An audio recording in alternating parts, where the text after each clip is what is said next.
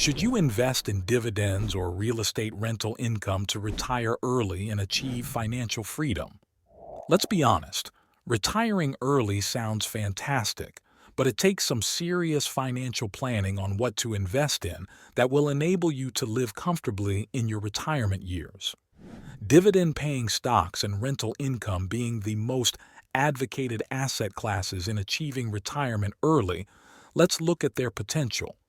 Let's start by understanding what dividends and rental income are all about. Dividends are basically your share of a company's profits that are distributed and paid to shareholders, typically on a regular basis, either quarterly or annually. On the other hand, rental income comes from owning and leasing out property to tenants.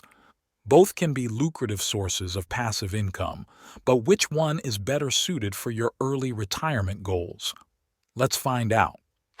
All right, let's begin with dividend-paying stock. Picture this.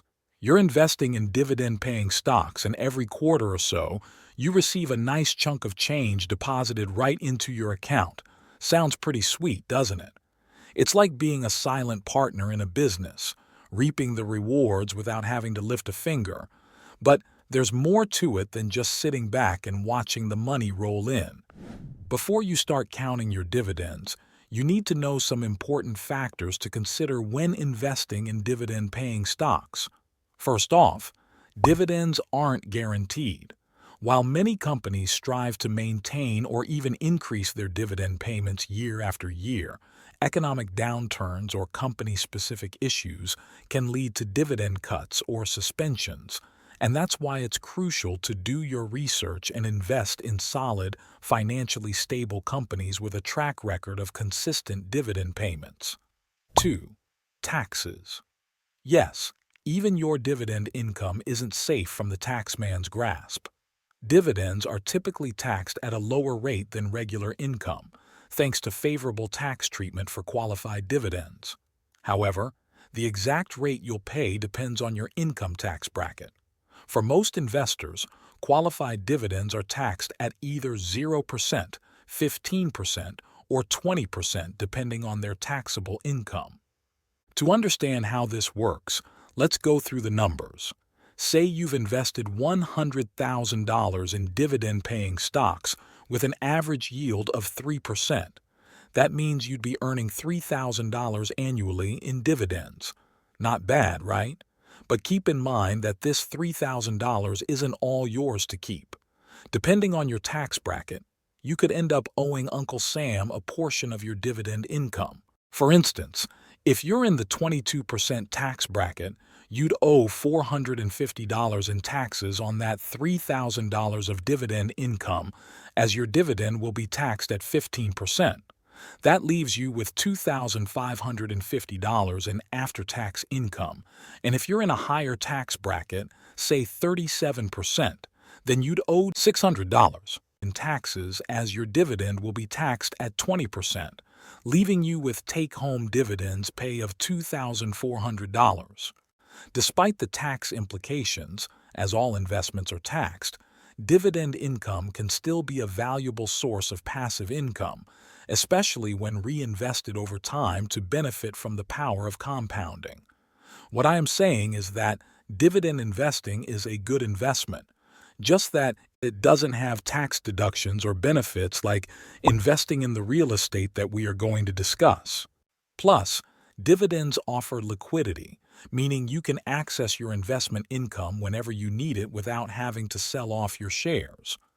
Also, something to keep in mind is that while dividends can provide a steady stream of income, they might not offer the same potential for growth as other types of investments.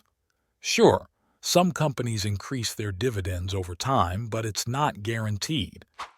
Now let's switch gears and talk about real estate rental income. If you're considering investing in real estate rental properties as a path to early retirement and financial freedom, something to remember is that it's a compelling option and there is no doubt about it. Owning rental properties brings in steady cash flow month after month and can provide a steady stream of passive income, potentially allowing you to kiss that 9-to-5 job goodbye and live life on your terms. This sounds pretty appealing, right? But before you start scouting for properties, let's break down what you need to know and consider when opting to go the rental income way. First things first, real estate investing requires a bit more hands-on involvement than investing in dividend-paying stocks or just the stock market. As a landlord, you'll be responsible for finding tenants, collecting rent, handling maintenance issues, and ensuring your properties comply with local regulations. But if you are willing to bring in a real estate property manager who will handle the responsibility, then be willing to share the cost too. 2.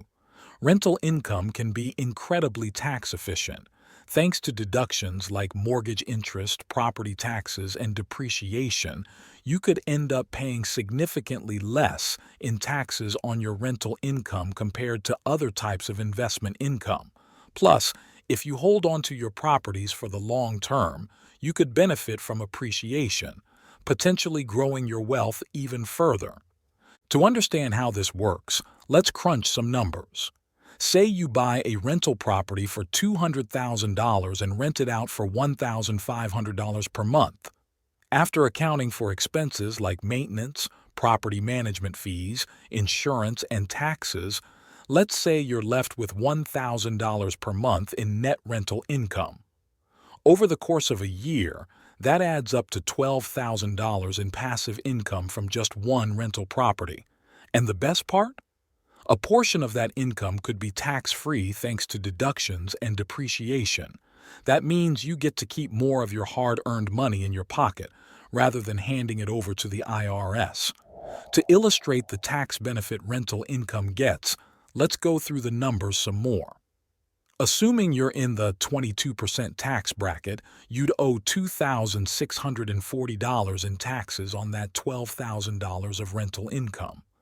However, thanks to deductions and depreciation, let's say you're able to offset $3,000 of that rental income, effectively reducing your taxable income to $9,000.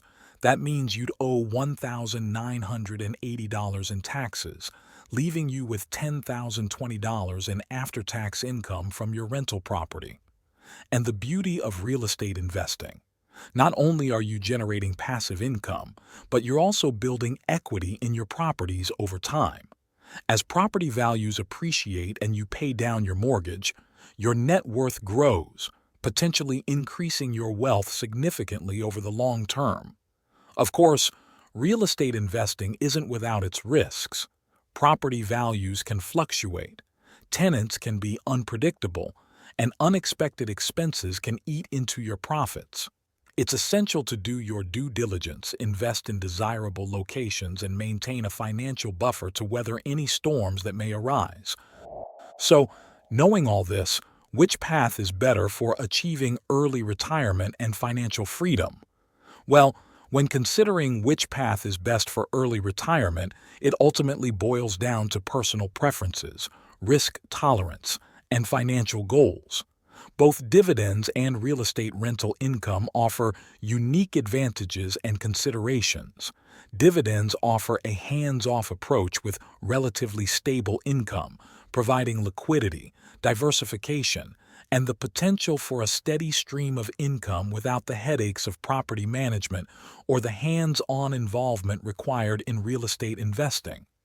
However, investors must factor in taxes, as dividend income is subject to taxation, which can impact their overall returns. On the other hand, real estate rental income requires more hands-on involvement but can be incredibly tax efficient, thanks to tax deductions and depreciation. Rental properties also offer the potential for property appreciation and the opportunity to build equity over time. Ultimately, many investors opt for a combination of dividends and real estate to build diversified income streams and leverage the benefits of each asset class to work towards their early retirement goals that can support them in retirement. By weighing the pros and cons of each option and aligning them with their individual financial circumstances, investors can work towards achieving early retirement and financial freedom with confidence and clarity. And remember, there's no one-size-fits-all approach to investing. What works for one person may not work for another. So, find what works best for you and go forth on your journey to financial independence.